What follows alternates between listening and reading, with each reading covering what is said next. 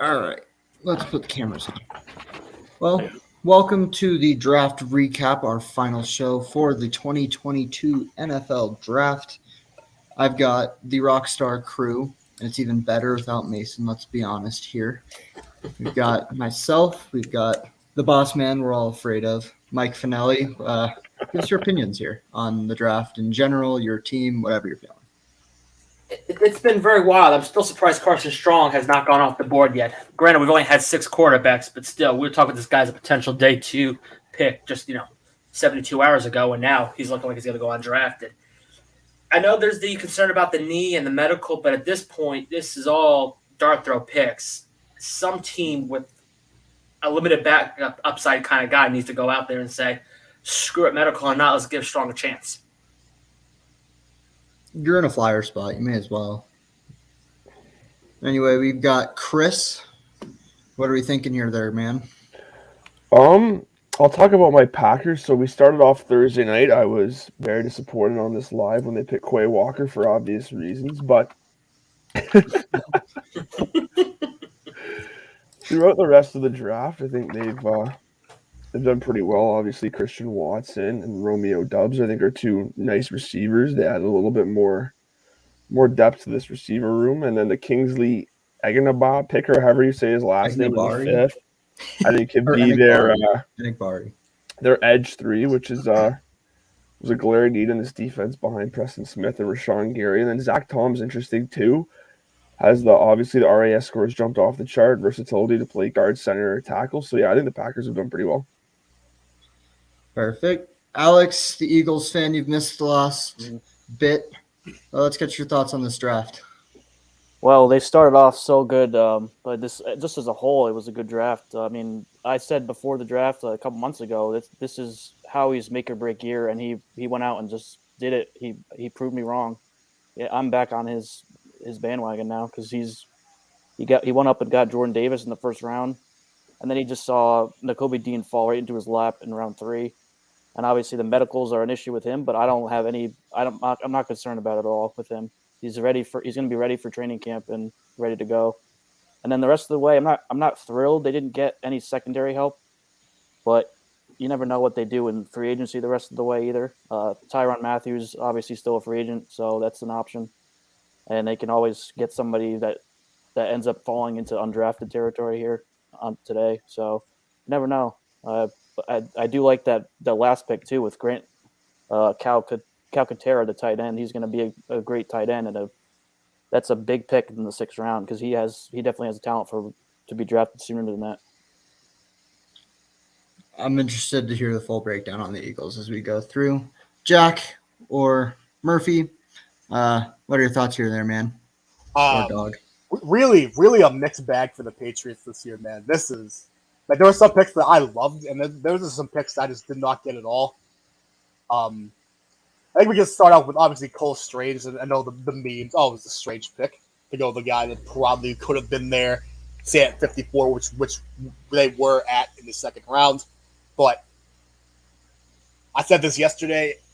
They've clearly done enough to get enough quality interior offensive line guys in the past to where I can let them. I can give them the benefit of the doubt on Cole Strange. Then they may have reached a little bit on Tyquan Thornton, maybe a little bit, but I slept on that, and I'm a fan of that pick. He's not typically what they look for in a receiver. They love the 3-cone numbers, and his 3-cone numbers are actually ranked worst of anybody on the Patriots roster currently. So I like how they're at least taking a chance on someone who's it doesn't fit their mold per se.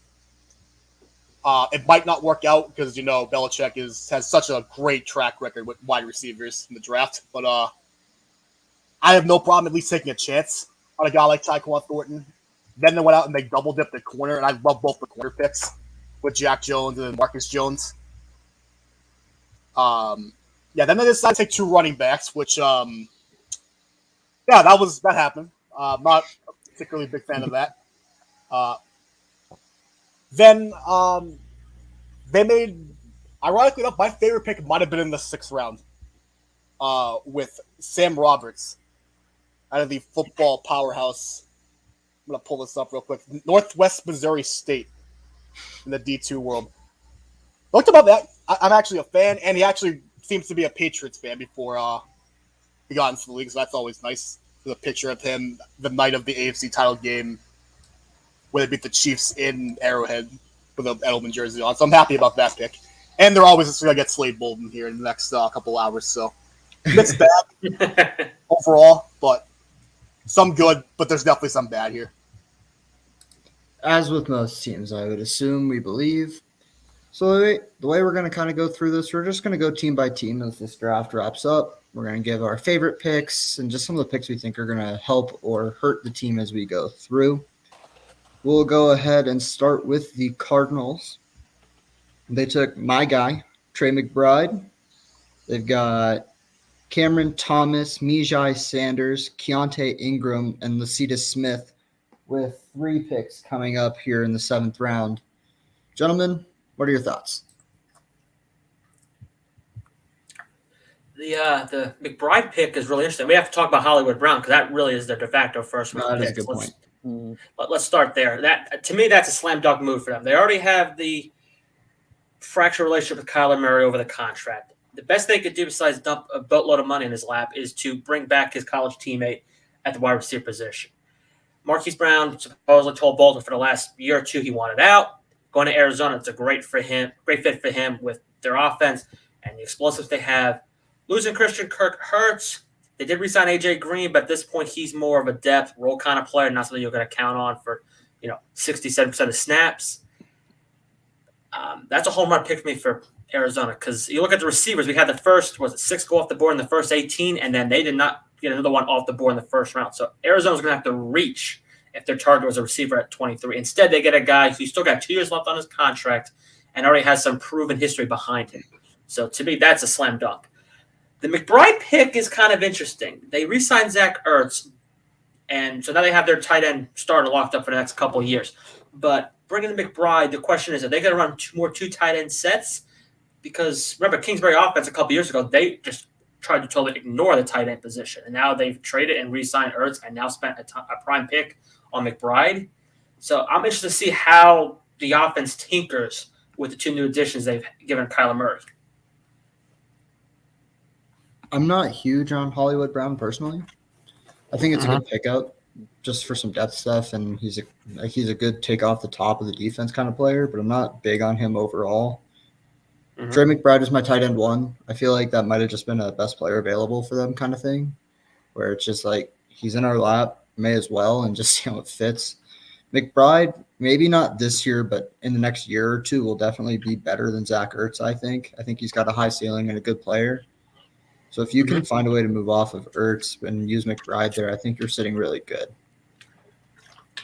And I think doubling up on along the defensive line is really smart in round 3, considering they lost Chandler Jones. I think Cam Thomas was a guy I expected to go a little higher. I think he has versatility to kick inside and outside, and those pass rushing downs with Thomas and Sanders are going to be a lot of fun.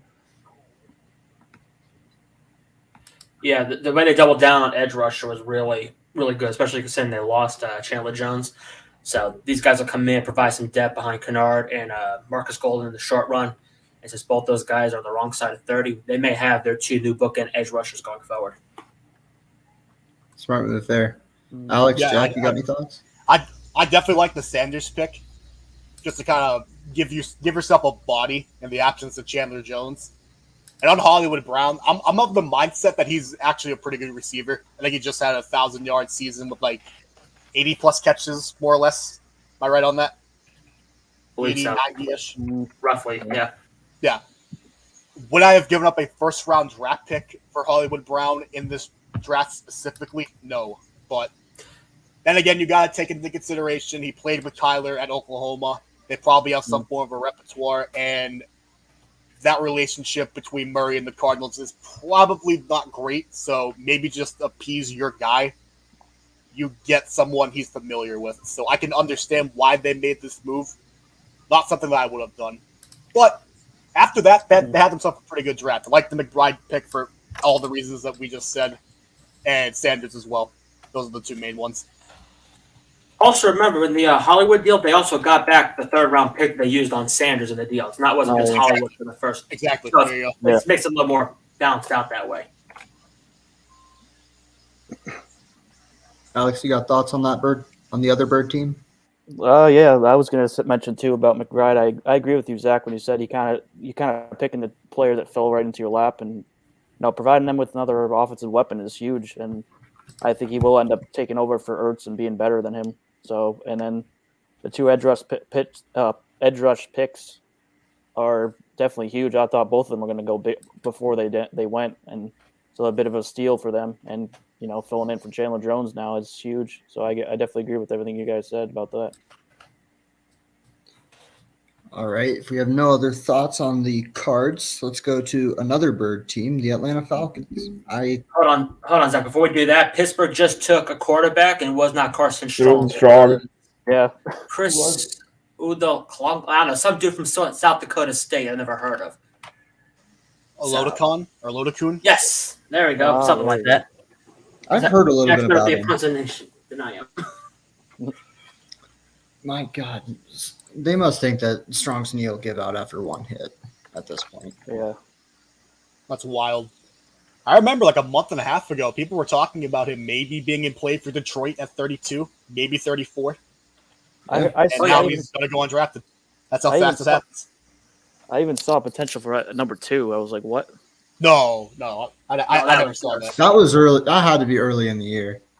Yeah. Or clickbait, but yeah. No, I could see him maybe as like a back of the first round guy, depending on how you feel about him, but I never expected this. No, this is crazy. Hilarious. I don't get it. But let's go to the Falcons, who did take one of the now 5 quarterbacks taken. They took Drake London at 8 overall, defensive end Arnold Ebiketie, who was Alex's guy, Troy Anderson in the 2nd round. Then Desmond Ridder was the 2nd quarterback taken in the 3rd round. D'Angelo Malone, Tyler Algier, the running back, Justin Schaefer, a guard, and John Fitzpatrick, a tight end. Where do we stand on this draft? It's a sneaky good class. Yeah, I mean, I love the Desmond Ridder, Drake London pairing. I think that's, I would have taken Ridder at 38, and they get him at 74, which is just phenomenal value. He's at that sweet spot where you can say he may be our guy, but it's also not so much draft capital that if Atlanta has a top 5 pick next year, it keeps them from going after one of the big names next year. Getting Drake London is great for Kyle Pitts. They now have 2 legit, big, wide wingspan, go get the ball type receivers. Defense is no longer could just throw everything at Pitts and let them take their chances with the Auden Tates of the world. So that's a great move for them. They double down on edge rusher in the 2nd round, and then with D'Angelo Malone in the 3rd round as well. This team has put a lot of solid pieces around. We'll see if Tyler Algier gets any kind of real work in the 5th round. They're running back from BYU, but this team has done a really good job, in my opinion, making sneaky but solid moves all draft long. Yeah. I like that they're assembling a little bit of a basketball team with Drake London and Kyle Pitts. Yeah, 2 big body targets for Mariota next year. Ebiketie at 38 was a steal too. Yeah, as soon as I saw them trade up, I knew they were going to get him because I thought for sure he was going to go in the back half of the 1st round. Like I had a 1st round grade on him when I did my report, and he's just a beast. He can he can play anywhere on the defense pretty much, and just provide just an excellent pass rush. He has great pass rush moves and everything, so he's going to be great for their defense. And what did they give up for that pick? I don't remember. I can pull it up right now. They've kind of needed a big time pass rusher for a couple years. They traded a 2 and a 4, so they traded 43 and 114 to get 38 to move up. So so that's not terrible to give up for that. Oh, no, especially for a premium, position. Yeah, right. Because he was positive side to go in the 1st round on the odds books Thursday night, and then when we had the slide of Jermaine Johnson, it kind of just pushed everybody else back down a little bit. So yeah, that's great value for Atlanta. I like that they got better. I'm excited to see not this year but next year Ridley next to London and Pitts. I think that's I don't think Ridley's going to. Yeah, I don't think Ridley's going to be there though. I think he comes back and then they trade him. probably. Yeah, for what it's worth, he won it out. But you're gonna get something good for him. Oh yeah, Yeah. exactly. You're So gonna get whatever they something. can get out of that next year, still, I think you're gonna be feeling pretty good. Mhm. Absolutely. Any other opinions that we have on the Falcons before we move to the third bird team in a row? Nope, let's move on to the winners of the draft. Yeah, A++. Yeah. God damn. Hold on, let me pull that up really fast before we get into this. These absolute All right, the Ravens scumbags. can't keep getting away with this. That's what we should be titling this draft Video. show. The clear No, go put it winners in the of the thumbnail. draft after one day. They got Kyle Hamilton, Tyler Linderbaum, David Ojabo, Travis Jones, Daniel Falele, Jalen Armour Davis, Charlie Kolar, Jordan Stout, Isaiah Likely, Demarion Williams, and Tyler Beatty. I don't see a bad pick on this. No, This group. There isn't. That there is there literally isn't. phenomenal value every time they pick. They literally got the best safety prospect post Derwin James. Then they went on to get the best interior offensive line prospect since Quentin Nelson, both in the first round. And then they got a pass rusher who they don't need right away, but would have went top 15 if he didn't tear his Achilles at his pro day. Yeah. Like, this should not have happened. And then they got Travis Jones, who could have. Exactly. They legit got 4 guys who were potential first round picks a month ago. Yeah. Like, the NFL In the has to first 3 fight rounds. back. Yeah. They have to fight back. Like, how are you letting this happen? This is And everybody. then that likely Mark Andrews pairing can be sneaky Oh good. my Like God. Likely's a yak monster. Also, we're about to find out if Hunter Bolden gets, Slade Bolden gets drafted or undrafted. Yeah. This is. Well, but also, don't how many know. tight ends do they need? I'd say Yeah. 3 because you would see them run a decent amount of 3 tight end sets the year that Jackson won the MVP. So yeah. I could see them rolling with 3 tight ends and some run sets Yeah. for sure. Right, but this they is- have big money. They have big money paid to Nick Boyle as well. I just wonder if he's actually fully healthy after dealing with injuries the last couple of years or not. Nope. It And is not. Slade Bolden, Slade Bolden's going undrafted. Slade Bolden. I just look at this Shot list 3 and times now for Slade Bolden. my God, Jack, if he doesn't go to New England, you might just end up ending it all. I Oh, will. they took a tackle. Yeah, down in Michigan. I'm perfectly fine with that. That's a good one. Yeah. But yeah, Yeah, Baltimore Ravens. A++. Yeah, Yeah. maybe Ravens the are- best single team draft that I have ever seen. I don't say that lightly, but it's warranted here. It's very warranted. This is unreal, man. This is what 1, 2, 3, 4, 5 at least. Do we have the that could have been soundbite done in the when I first 2 called rounds. it? When they were going to take Jalen Armour Davis? I absolutely sniped it like 2 minutes beforehand. Oh yeah, no, you called that. And then Mason was like, no, I think they're going to go for this guy. And like, I fucking knew it. They actually said that at NFL Network too. The guys were talking about it. Like they're definitely go with him because they keep getting sniped for the Alabama guys, so they're gonna take the Alabama guy. This was. Unreal. That's Unreal, these people. I also kind of want to just talk about Isaiah Likely for a second. That dude was getting hype as tight end 1, potentially about sneaking it. into the first round, Mhm. all the way to the 4th round, and ends up with the Ravens. Do we know how that happened? Why Likely ended up there? Because that far 31 down? other GMs have no fight. There's Team's no over. dog. Eric DaCosta has these dudes in the walls of Jericho constantly, every year. Walls of Jericho, Steiner recliner, figure 4 leg lock, whatever you want. He has them in it. They can't do anything with this guy. No, build the statue, man.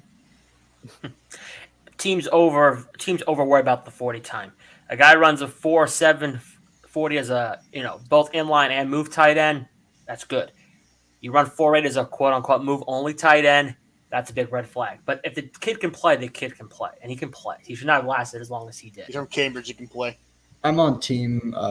Don't care about the 40 time hardly Do at all. 40 times on your own They- time. Taekwondo. So how many times are you going to run straight line 40 yards without pads? You're As just a tight end, never. No. So like I don't really care about that. Doesn't matter what position you play. For me, that doesn't matter. So I do agree that like looking at 40 times is looking at cool numbers, but not applying it to anything. Anyway, that's my soapbox little rant. Tried to keep it short. Shall we move on to the Bills, Mr. Chris? Yep. All right. Chris, I'll give you the floor on this after I read the list here. They took Kyer Elam in the first round. They got James Cook in the second, Terrell Bernard in the third, Khalil Shakir in the fifth, Matt Areza, Christian Benford, Luke Tenuta in the sixth round, and Balin Spector in the seventh. Chris, I'll give you the floor. Go ahead. Just quickly, the Dolphins just went QB, and it's not strong either. It's Skylar Thompson. But oh my goodness. the Bills really entered the draft with two big needs, a running back and obviously a corner in the secondary, with Tre'Davious White still working his way back from the ACL in Week 12. So getting Elam is great value at, what was it, 20, 25? 23. Yeah. 23. 23. Because you add a player who projects to be number 2 corner, big, long, fluid coverage. The Bills' secondary is legitimately might be the best in the league next year if White comes back and he's playing up to the caliber that he can play at. And then James Cook, they needed a pass catching back because obviously Singletary and Moss aren't great at that. So Cook's nice piece to run routes out of the backfield for Josh Allen and add another chess piece of that Bills offense. And then the pick I want to talk about, I think Khalil Shakir is really good. I think he could play slot or boundary for the Bills, and wide receiver was a sneaky need for them because if Diggs or Gabriel Davis goes down next year or gets injured, like the depth behind them is not great because they lost Beasley and they lost Emmanuel Sanders. So overall, and then they had the punt god late, and they could get rid of Matt Hack, and this is a sneaky good draft for the Buffalo Bills. I look at this roster and see a contending roster. Oh yeah. Yeah. How big of a loss do you think Dayball is in all of this? Not as big as people are going to make it out to be. I think Ken Dorsey's more than capable of filling those shoes. And I look at all the chess pieces and the weapons on that Bills offense, and I think it's not going to be like a seamless transition. Obviously, when you add a new offensive coordinator, there's going to be kinks to iron out. But Josh Allen's so good, and they have so many dynamic weapons on that offense. I think they'll be fine. Jack, the Patriots fan, where do you sit on your divisional rival? They had a sneaky, pretty good draft. Again, I agree with the fact that they don't really have many holes. And the ones that they did, they plugged up immediately with getting Elam and then James Cook. I thought James Cook had a shot to maybe go to the Patriots because I feel like he fits that James White mold of a pass catcher who can give you some reps as a pure runner when need be. So I love that pick for them. Because I think I would probably guess that Zach Moss isn't too much longer for Buffalo, and he can slot into that change of pace back with Devin Singletary. Elam makes all the sense in the world. I mean, I would say I don't know if they're going to get Trey White when he comes back, which is fine. But if you get him back at full strength, that is above and beyond what they should be expecting, I would say. Elam could hypothetically be a 1. I would probably say he's more of a 2 or a 1B to the 1A that is Trey White. But, I mean, they have no weakness. They really don't. No. They are stacked everywhere. I don't know if they're the best team in the AFC. I would say the Ravens and the Broncos, I would say, are better, but that's pretty much it. I would take them over every other team in the AFC right now. Ooh. Except for those two. Packers just drafted Rasheed Walker. Damn. Yes, they did. Loading up on all linemen. I was kind of hoping that he'd fall to the UDFAs and end up in Denver. I won't lie. He'd be a really good fit. 5'8". That's a little too specific for my liking. But anyway, Mike, Alex, our NFC fans, doesn't necessarily apply as much to you guys, but where do you sit on the Bills this draft? They hit a home run. I mean, the only thing you could argue they maybe should have done was put a bigger emphasis on getting a true 3-down running back. But given how little they pass and how much Josh Allen does at the goal line, getting James Cook after they swung and missed on McKissick is a really good plan B for them. And they have filled every single one of their needs. And while I think they're better than the Ravens, Jack's, right on point. Them, Broncos, Kansas City, they're all going to be duking at the top, and we're in store for some great football this year.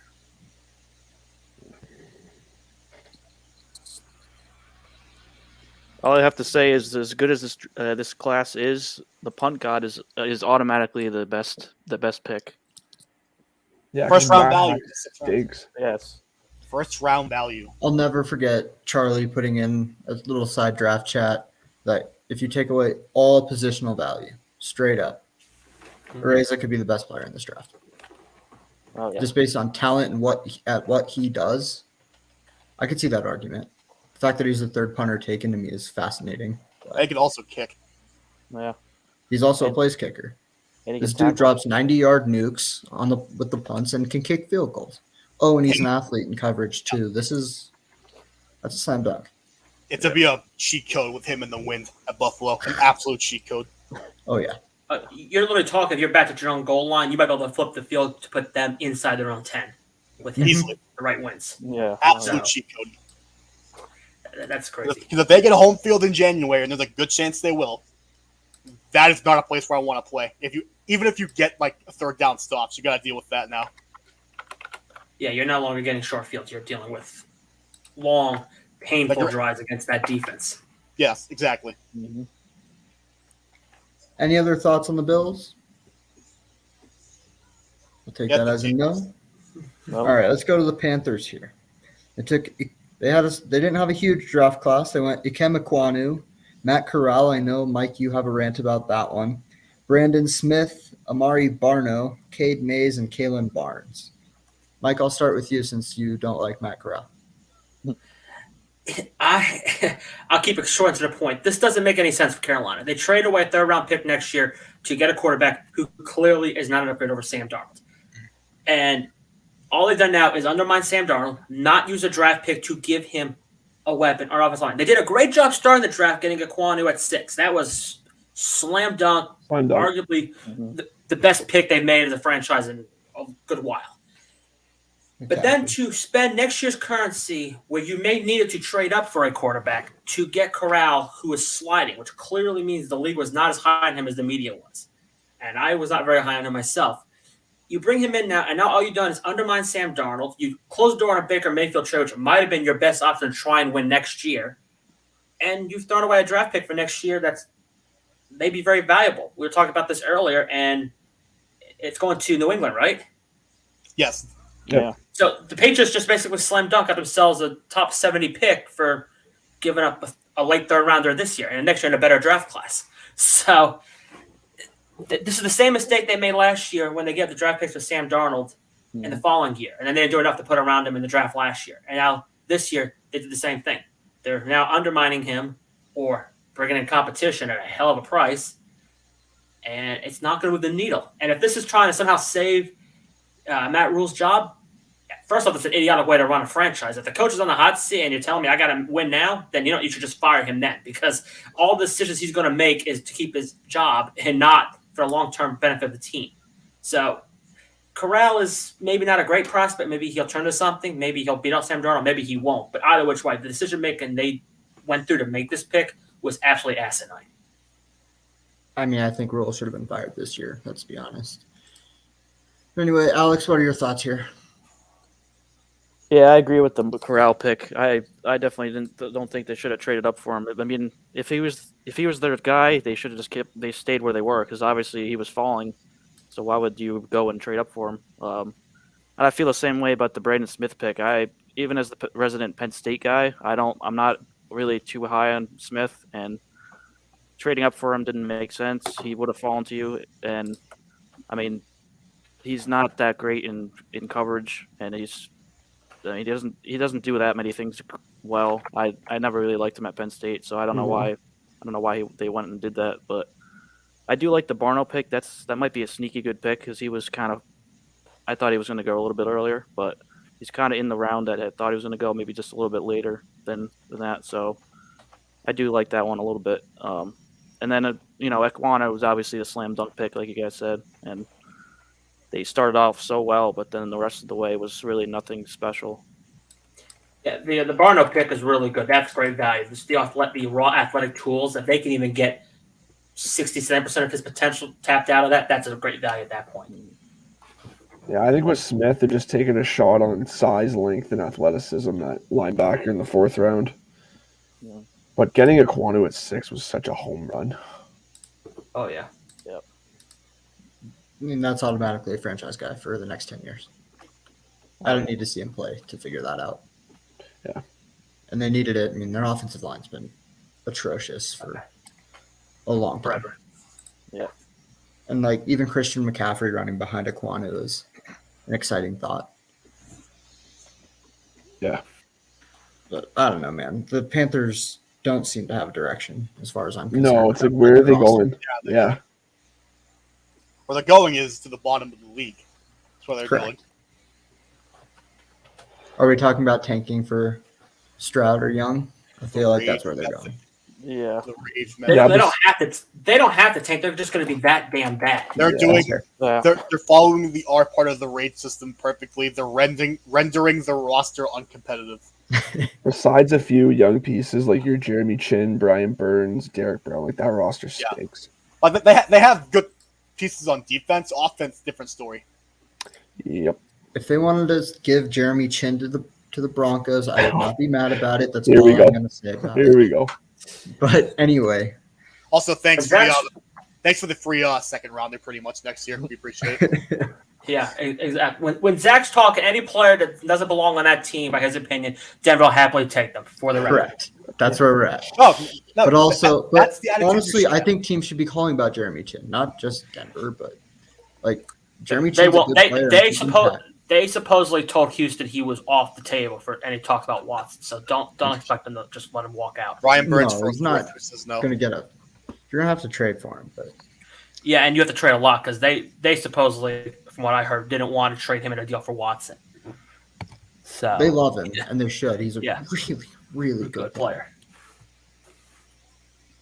But for that, we'll settle a discussion about the Panthers being awful another day. Let's stick to the draft here. Let's go to the Bears. They have 2 picks left. But for now, they have Kyler Gordon, Jaquan Brisker, Velas Jones, Braxton Jones, Dominique Robinson, Zach Thomas, Tristan Ebner, Doug Kramer, and Jatir Carter. What are we thinking here? You want to talk about a draft class I don't get whatsoever? Here's one. I mean, I'd like starting off with going with back-to-back secondary picks. I mean, for what was on the board, Kyler Gordon was far from a bad selection, I would say. And I actually really do like the Jaquan Brisker pick because Those two were- Eddie Jackson has been pretty iffy Yeah. since that one really good year he had. I want to say it was 2018. Did he get first team All-Pro that year? That was He might have. I think Yeah. so. Yeah, also pretty much. Adrian Amos with him. Pretty much since they lost Amos, he has not been the same guy. So to get yourself some insurance on the back end, that was a really good move, I thought, for this team. I wouldn't call this a slam dunk great draft overall, but they still have their guy quarterback. Yeah, And but and speaking of helping out your quarterback, apparently Velas Jones was a guy that Justin Fields wanted. Apparently, I think one of my Bears friends told me that earlier today. That Velas Jones Jr. was on a short list of guys that Justin Fields would be okay with seeing the Bears draft.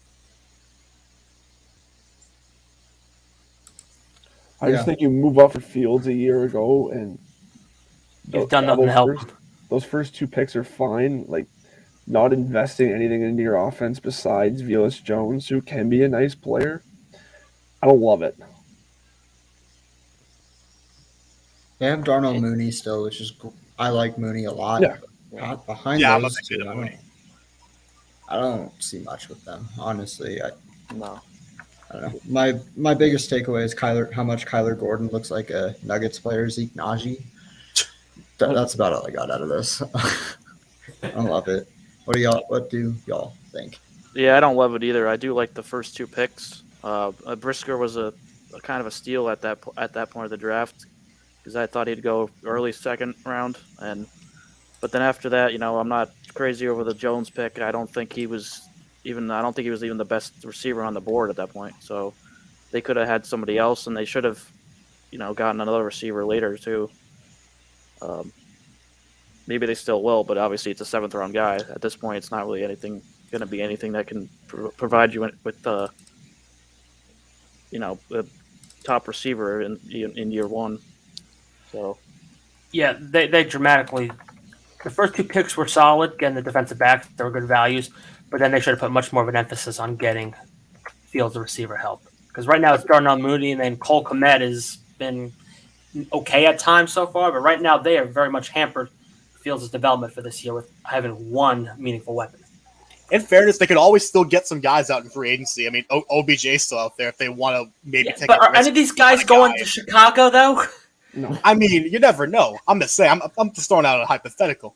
You're also not going to get OBJ till December, though. November, December. Yeah, maybe give him At a the 2-year earliest. deal, and you kind of realize the first year might be a wash. But if you give him a 2-year deal, you can come in, maybe learn the playbook a little bit, and be a full go for year 2, and he I maybe wouldn't give sign you him. a couple games in year 1.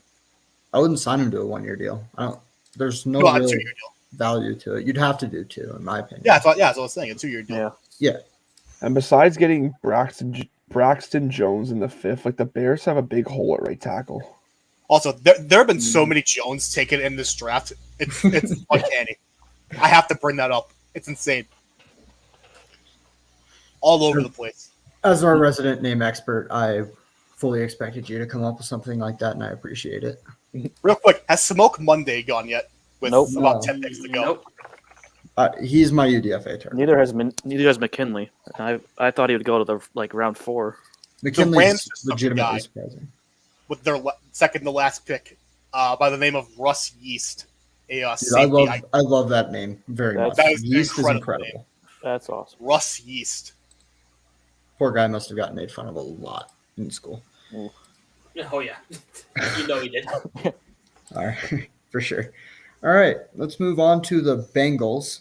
They didn't have a huge draft, but they're just coming off a Super Bowl with a good roster, and they did a lot to try and bolster their secondary. They took Daxton Hill in the 1st round, Cam Taylor-Britt in the 2nd round. They went up in the trenches with Zach Carter and Cordell Volson, took another safety in Tyson Anderson, and then Jeffrey Gunter. What do we think here? I'm just amazed at how much they put into their offensive line in free agency, and not only how much they put in, the value they got. And I can say this as a Patriots fan, they're getting a good guard in Ted Karras, and I believe Alex Kappa as well. They did a phenomenal job of building up the interior of that offensive line. So much to the point to where they didn't make it a priority in this draft, which is really good, because that was a huge question mark after that Super Bowl.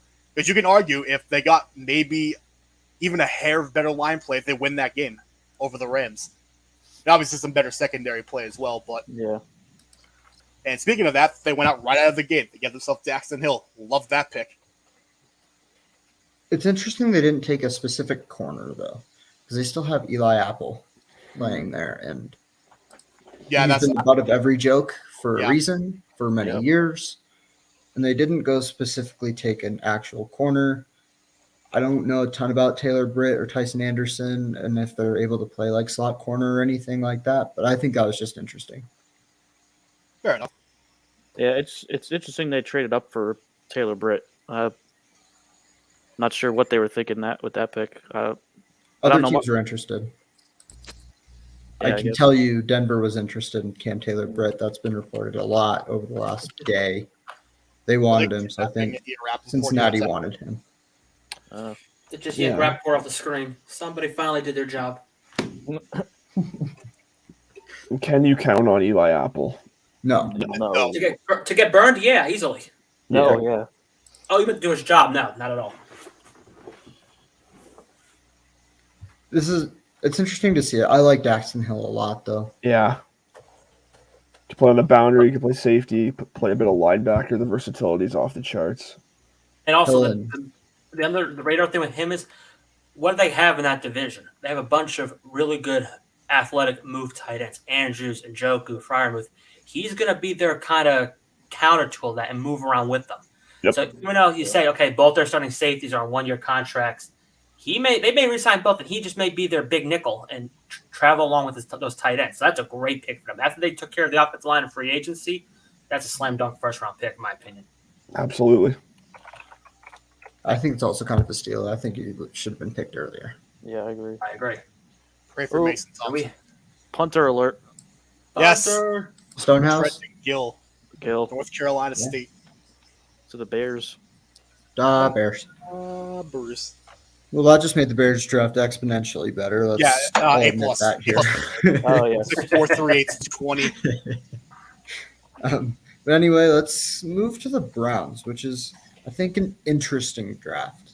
Is kind of the way I'd put it. I like a lot of what they did, though. They took Martin Emerson in the 3rd round, Alex Wright in the 3rd, David Bell in the 3rd, and they got Perrion Winfrey, which I think is my favorite pick.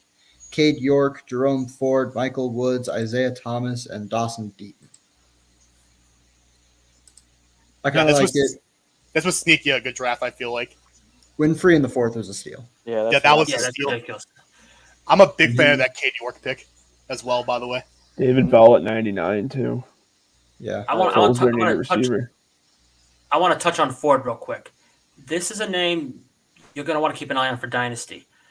It's Nick Chubb and it's Kareem Hunt, but I believe Hunt's contract is up after this year. It is. Ford very well could slip in. Someone compared Ford and Kareem Hunt with this, player comp during the process, pre-draft process. Ford could slide into that RB2 role, and we have seen Nick Chubb get dinged up at times, and they do want to use the 2 running backs. So Ford may be, labeled as, okay, I need a draft pick or wasted draft pick by Cleveland. They got their 2 studs, but he might be a sneaky name in 2023. I also think he's just a good player. Oh, I agree. I think he was, Oh, yeah. should have gone 2-3 rounds ago, but yeah. Yeah. He's 2 rounds ago, but yeah. He's an interesting one. I can't get my mind off Perrion Winfrey and Myles Garrett. Oh, yeah. And then Oh, eventually yeah. I think Davion Clowney too. That's going to be a scary little front right there. Yep.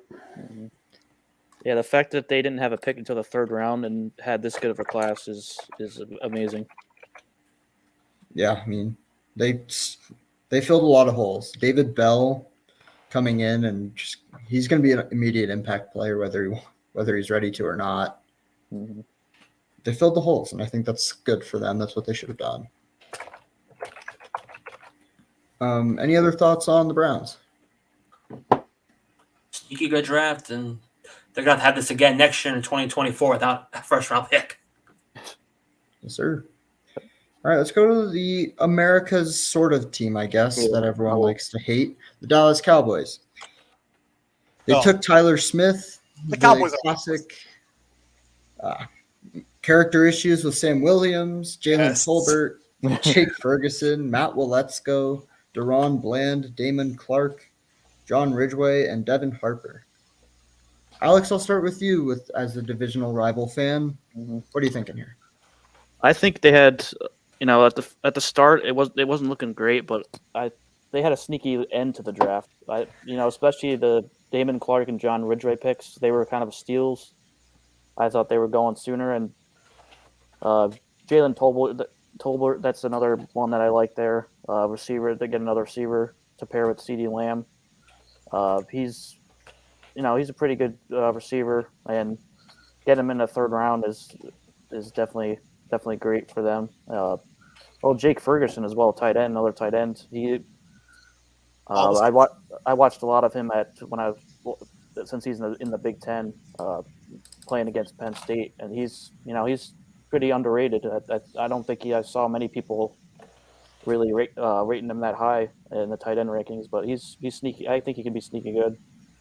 So Tyler Smith, it started off, I was like, what are they doing here? This pick, that was like a huge reach for that, I think. But after that, it got a lot better. The characteristics of Sam Williams, obviously, as you said, but then once you get past that, I think it's a sneaky good draft. Mike, the other NFC East fan, where do you sit? I like Tyler Smith. I think that was a good move for them because they have to go back to addressing the offensive line. They had to let go of Collins because of cap reasons. Connor Williams left in free agency. And Tyler Smith is one of those upside guys who we talk about as a late one, potential early 2 pick. I think that's really good for him. He comes in, he gets to work with Zach Martin and Tyron Smith and learn. So maybe he starts off at guard or at right tackle, and then a year or two when Tyron is done, he can kick out to left tackle, and then it just continue that cycle of dominance left tackle play. Tolbert in the 3rd round's a nice pick, but I think it's kind of redundant with Michael Gallup. We joked yesterday about just taking his ACL and giving it to Gallup. Getting Clark in the 5th round's a nice steal. He would have been a day 2 pick if not for the surgery he had at the combine. Ferguson's solid. It gives him a nice tight end 2 behind Schultz and a potential sneaky dynasty option with Schultz only on the franchise tag. Sam Williams is their typical, hey, character concerns. He's a Cowboy, so we'll see how that plays out. All in all, it's not a horrible draft class, but they didn't really hit a lot of home runs either. No. They did just take Dalton Schultz part 2 with Jake Ferguson. Like that, Pretty we much. talked about it this morning. Literally everything about his measurables is Dalton Schultz. They're basically the same, which is hilarious. It makes Chris sense to Jack- have a replacement if because President Schultz is on the tag and he only has really the last 2 years of production. If he regresses on the tag year, maybe this is their replacement for him. And remember, they cut Blake Jarwin for cap reasons and the injury, so this actually is not. Actually, I don't really hate the pick. There are 3 guarantees in life: death, taxes, Cowboys taking guys in the draft with serious character concerns. It was never a matter of if it was going to happen. It was just a matter of when, and it only took 2 rounds for them to take Sam Williams. I was stunned, by the way, that they didn't take Devontae White in the 1st round. I heard there was some stuff with him. And then Adam Anderson, that felt perfect. Perfect for the Dallas Cowboys. I mean, the thing is, he probably would have been a top 10 guy if he didn't do what he did. And I'm not even going to get into it. It's awful. But it's every year. Yeah. Like they're numb to it. Like I honestly don't get it. It's every year without fail. There's anyone that can get guys to hit when they have character issues, it's the Dallas Cowboys. That's Insane. It's every year without fail. At least one guy. Sometimes 2 or 3. But this year was only 1. But also, real quick, how about Jerry Jones just casually showing the Cowboys media cartel? The draft card. Yeah, that was hilarious. Oh, yeah. That was so funny.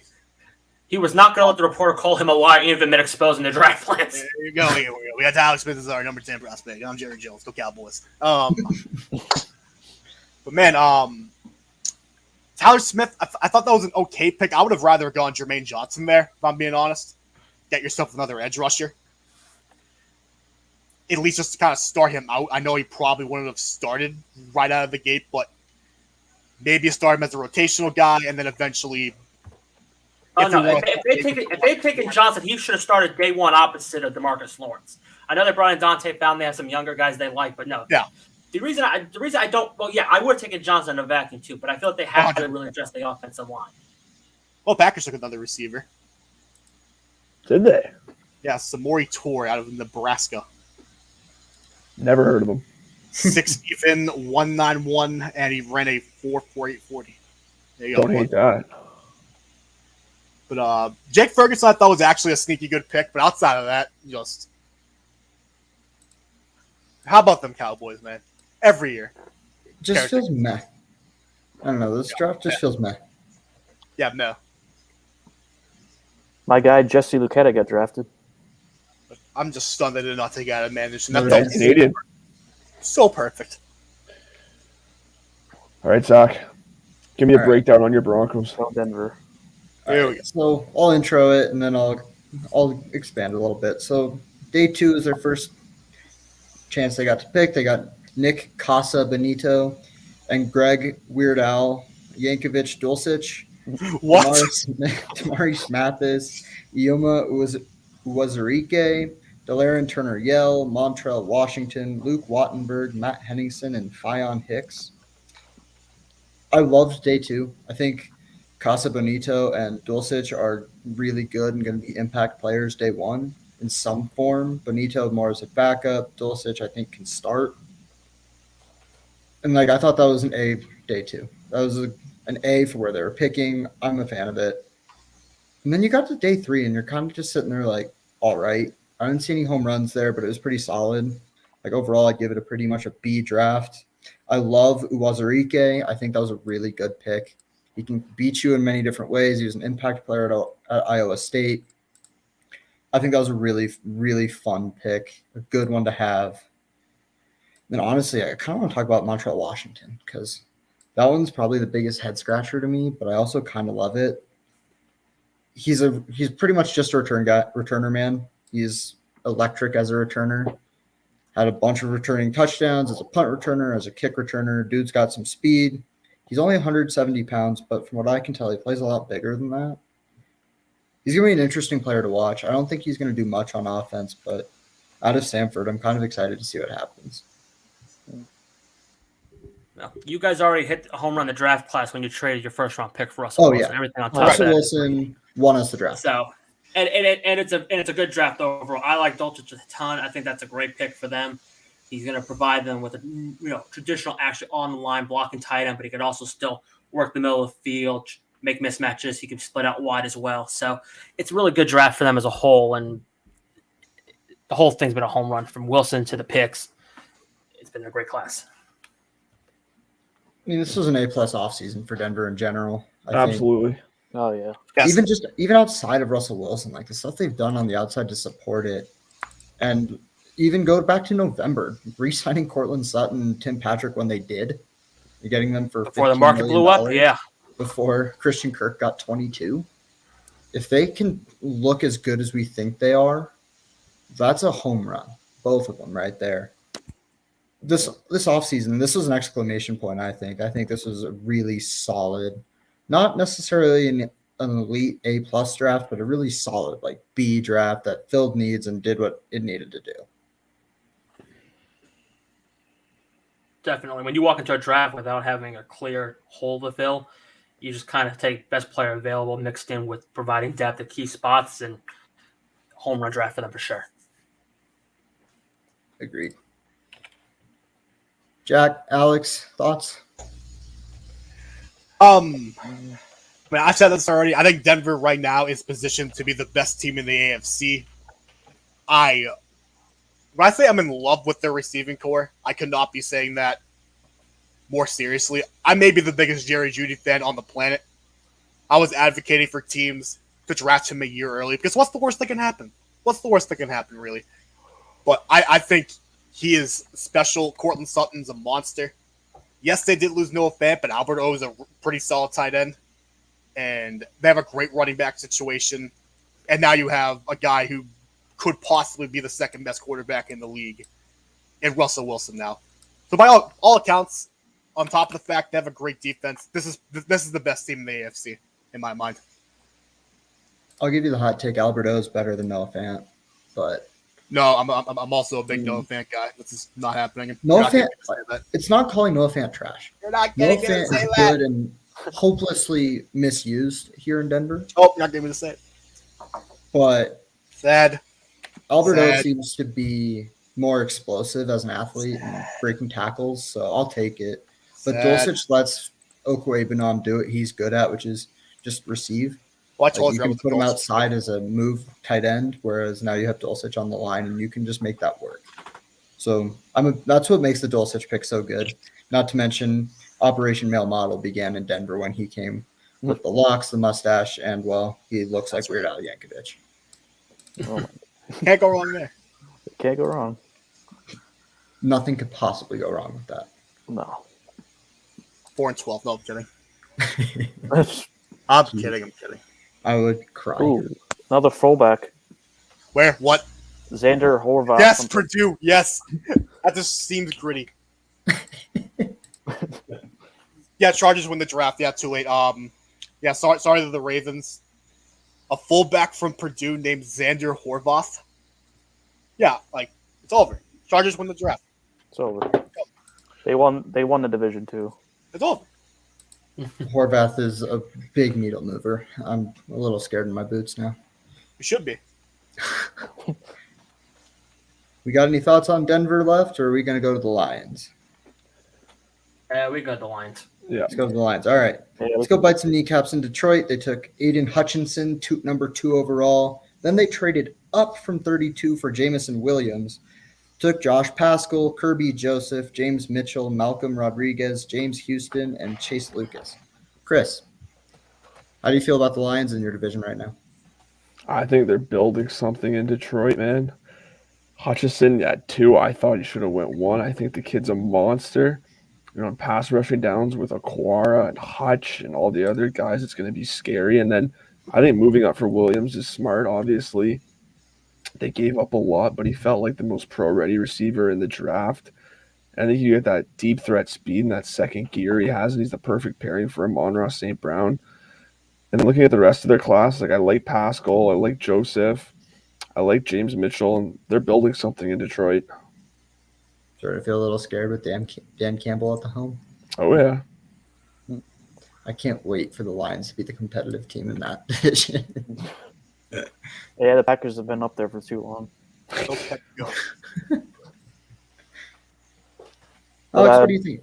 With the Williams pick, I mean, that was a great pick. I don't think he should have fallen that far. I thought he was going to be the first receiver off the board, and I thought he should have been. But obviously with the ACL and everything, teams are still concerned. But I don't think there's really a need for teams to be concerned with that because he's going to come back and be healthy and be a beast for the Lions. And it was actually I saw rumors that the Eagles were trying to trade up for him, which I'm not really mad about that they weren't able to at this point since they got AJ. Well, Brown. no shit. So they got AJ Brown and Jordan Davis. So, but yeah, overall, this is a really good draft for the Lions, and they're going to be really good in a few years. The balls to jump up 20 spots to get the guy who, by all accounts, is the best receiver in this draft class, who had no business being there at 12, by the way. No. And not even only that, wide receiver wasn't really a need for Detroit, but this is a luxury pick because they had the ability to do this because they had so many picks in the first 50 or so that they could jump up 20 spots to get Jamison Williams. That on the back of getting the guy who might be the best player in the draft in Aiden Hutchinson. This is the second best draft in the entire league, I feel like. Incredible. We talk about Minnesota for a quick second, though. But the fact that they traded not once but twice with division rivals to help them get new number 1 receivers. Like if Christian Watson and James Williams turn out to be really good players, oh, buddy, Minnesota's got nobody themselves to blame. They didn't take a corner early. That they got these guys in the division, and frankly, Chicago should file a lawsuit for being an idiot. So, yeah. No, Detroit is looking good. I'm interested to see what they do, especially after passing on a quarterback with Jared Goff at the helm. Mm-hmm. I'm interested to see what happens. But Amon-Ra St. Brown, for my money, was a great pick last year. I know Mason agrees. I know Mason hates me for taking him in Dynasty ahead of him. And I'll forever live happy because of it. But I like what they're building. I think they're going to be competitive. And they're going to start coming up, and they're not going to be the butt of every joke anymore. And that's going to be sad, but exciting. Those poor people in Detroit, they have suffered with that team for ages. So long. Yeah. Ages. But they have to watch maybe one of the 5 best players in the history of that team win a Super Bowl with another team in year 1. After they never won a playoff game with them. And they only had 2 players on those teams. It was Stafford and Megatron. That was it. That was their roster. And their other sports teams aren't good either, so Detroit's been suffering a while. They've got nothing. They have nothing, and it's sad. But nonetheless, let's go to Tigers now. Coming up. Packers are next, and hold on, let me pull this up one last time, Chris, I promise. This was their very first pick. Oh, here we go. Michael enjoying the suffering, Chris wanting to die, and Mason contemplating life, as I like to put it. This was him a few minutes later on the phone, on the live stream with the camera on. Anyway, Quay Walker was probably their low point, and then after that, they went Devontae Wyatt, Christian Watson, Sean Ryan, Romeo Dubes, Zach Tom, Kingsley Enigbari, Tariq Carpenter, Jonathan Ford, Rasheed Walker, and Samori Tour. That's their full draft after they filled in their 7th-round picks. Chris, you have the floor. Before Chris goes, I have to break in. Last pick of the draft, Niners are taking Mr. Irrelevant Brock Purdy, which means Carson Strong legitimately went undrafted despite 9 quarterbacks going. It's a Brock Purdy. Brock Wow, Purdy. Purdy. Oh my word. Brock Purdy is a draft pick. That was not something I'd have predicted. That was Not not with Carson Strong not getting picked, it Wade wouldn't have Bolton been. doesn't deserve this. That was not on my bingo card. Not at all. That's hysterical. Wow. Carson Strong might just not have an NFL I love career. the forced reaction of that guy. No, that dude in the Texans jersey, 0 Super Bowls. That's great. All right, Been through it. Chris, you're up. Okay, so I'll admit I didn't watch as much Quay Walker film as I should have, but I get why they went there with their first pick because they're looking to upgrade that linebacker 2 spot because Chris Barnes isn't exactly Mr. Consistent from play to play, and Joe Barry likes speed and athleticism from his linebackers, so I get why they went there. Devontae Real quick, Wyatt. if I can butt in, Odell Beckham Jr. just tweeted that Deebo Samuel's going to the Patriots like 6 minutes ago. Jeez. I Is that- believe I it have when no actually clue. see it. I have, I'm in the same boat. I'll believe that when I see it. With that being said, I'm in. I love Deebo Samuel. I mean, that would be insane. Yeah. I will believe that when I see it. You That's have big the for- draft currency to make the trade now thanks to Carolina, so by all means, go for it. And that's big for future quarterback Bailey Zappi. Anyway, we'll get to that in a second. We'll get to that in a bit. Chris, go ahead and resume where you were with Devontae Wyatt. Devontae Wyatt, running mate for Kenny Clark. They've been in major need of that for multiple seasons. He's big, physical inside, can play off Clark well, and obviously what all the Packers fans, including myself, wanted. They double dip at receiver with Romeo Dubes and Christian Watson. Obviously, with Watson, he projects to be more of a project over the next couple of years, but if there's anybody that can develop receivers like that, it's the Packers, and they've hit on these round 2 guys with a pretty historic success rate over the years. And I like Sean Ryan and Zach Tom a lot. I think their versatility at guard and tackles off the charts, and both of them, their RAS scores are pretty high, so they're exceptional athletes. So overall, at the start on Thursday night, I didn't love this class how it started off, but I think the Packers are a solid B+. How much of that is getting anchored by Quay being picked at 22? Yeah, I don't. it could have been a lot better, but Quay could turn out to be. He's got all the tools and all the traits. He's not a bad player at all. I don't like. No. Quay Walker's a really good player. His fatal flaw was going to the combine after being sick. I think that's what killed his stock. But he's a good player. Like, you got a good player there, just really early for where you could have gotten him. Is my thought on that. Yeah. Rest of y'all have opinions?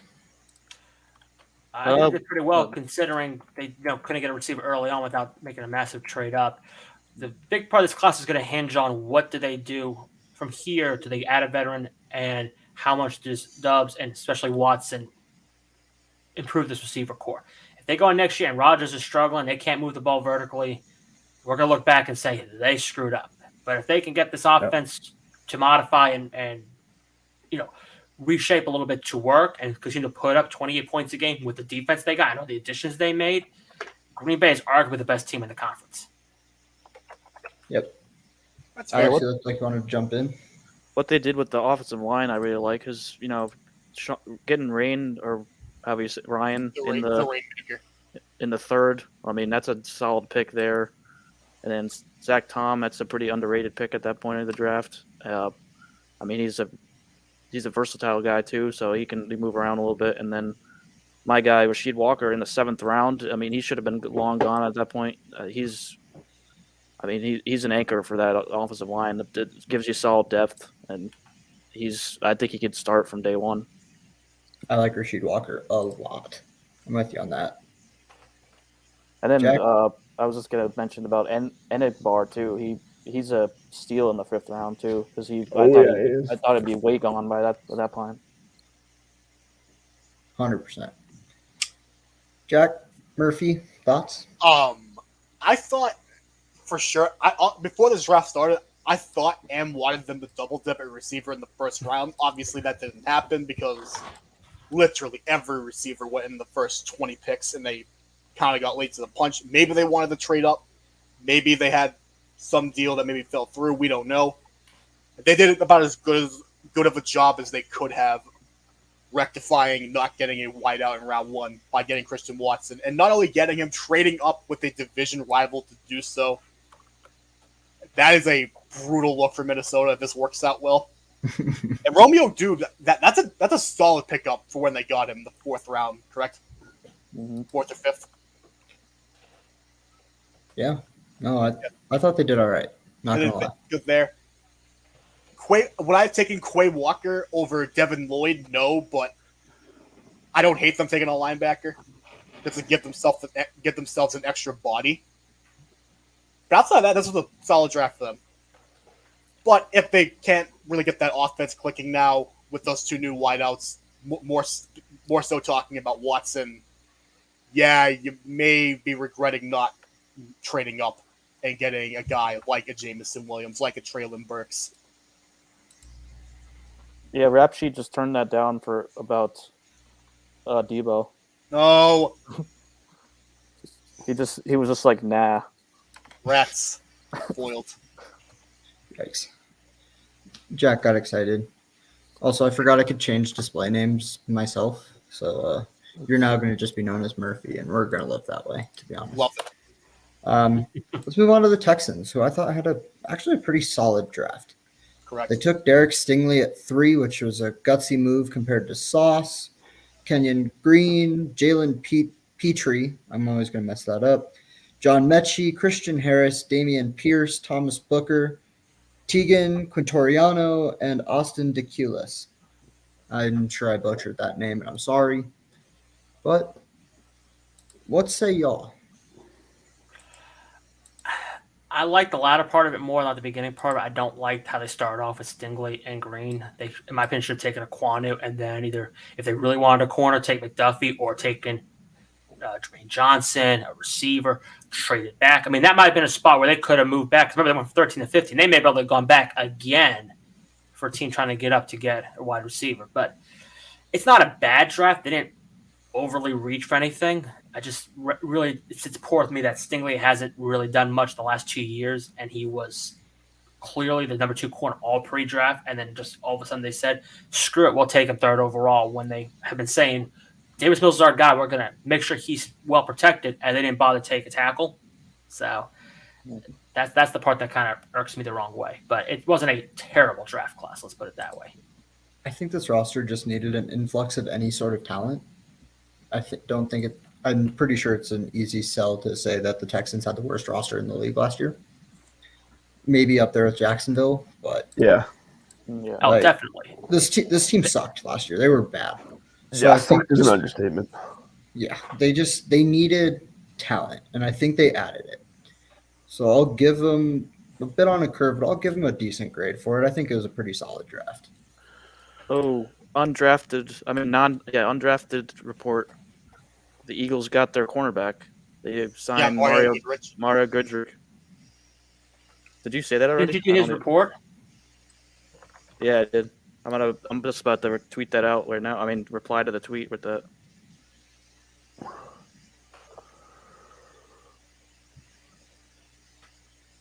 I kind of want to talk about John Mechie a little bit. I think that was actually a really good pick. I know he tore his ACL. That's my favorite pick they made. Yeah. Yeah. I know he tore his ACL, so he'll be back later in the season. But him and Brandon Cooks, I think, is actually a really solid duo. And don't forget Nico Collins, who they really liked last year. He gives them that opposite factor of the size and the outside. So you got Cooks locked up, who's kind of your one that does it all. You put Mechie in a slot with Cooks the Collins on the outside. You've kind of given Mills a nice set of weapons to grow and play with. So Mechie was a good pick. I still kind of surprised he went before Sky Moore did, but you can't say Mechie was a bad pick. Agreed. I think I liked it, honestly. I was kind of hoping he'd fall. I don't know about hoping, but I thought he'd fall a little bit further, but you take it. Correct. Any other thoughts on Houston? No, it's a good class. Yeah, it's pretty good. But I definitely don't like the Stingley one either. But I think No. overall, it's a good class. Pretty damn good draft, and Nick Casario is a good GM. Hard Jack All right, needs to be. Facts. All right, let's go to the Colts here. And I'm interested to see what you guys think. I like the first I three think- especially. Alec Pierce, Jelani Woods, Bernard Rainman. I'm calling him Rainman. That's what we're going to go for. Rainmaker. Nick Cross, Eric Johnson, Andrew Ogletree, Curtis Brooks, and Rodney Thomas. I like the first three especially. Alec Pierce is a good receiver for them. They needed it. Jelani Woods, I think we can all agree, is an athletic freak, just at his size. And Rainman gives them a tackle, which I think they needed to protect Matt Ryan. Yeah, they did a very good job. I mean, my only knock is it took them a year too late to do it, but they did a very good job in what they did. I love Alex Pierce. I thought he was a first-round talent. So pairing him with Pittman, the offensive tackle moves, they hit a home run here.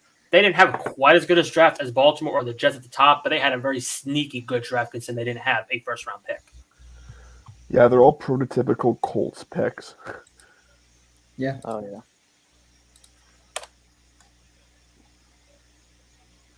Jack? Alec Pierce was a guy that I thought the Patriots maybe would have drafted instead of Tyquan Thornton in that second round range. So I actually really do like that for Indy. They kind of needed an extra body on the outside, so that was a great pick for them, I thought. Outside of that, just a really solid overall draft. Yes, they didn't have the first because of a Wentz trade, which kind of dug them in a little bit of a hole, but that's a good front office. They have a clue. They know what they're doing. Yeah. I don't know. I think they've upgraded, so that's a win for them. Does that get them in a playoff spot? I think that depends on if Matt Ryan can be any good. But It's Totally going to forgot depend about upon that. what happens in the rest of the conference. That conference is stacked. I mean, the entire AFC West, you could argue, is for the top 6 or 7 teams. my like hot 12 take teams this in the year playoffs. is that the entire AFC West is making the playoffs. Yeah, I don't They think have that's that 3 hot. wild card spots. It's a hot Yeah, I take. don't- I think But the I don't think Ravens it's that hot. The Raiders. I think the Raiders missed out. I think the other three make it in.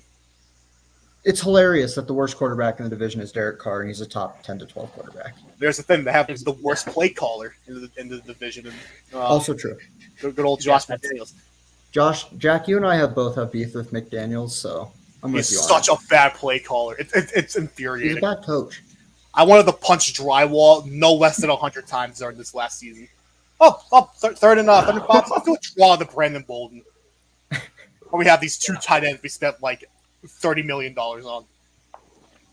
Yeah, no. John Smith, who? How about Brandon Bolden? He go Burr. Before Jack gets all finicky again, Immediately. Shocker. He signed him like seconds in the free agency. Yeah. I was going to say, and the funny thing is, how many Patriot players did he bring over with him? Was it just the one? Nope, he brought Bolden. He brought Jakob Johnson for sure. He probably brought a couple more over, but those two for sure. Oh, so he brought over the star running back and the fullback. Got it. Star running back. Well, McDaniels is off to a hot start in Vegas.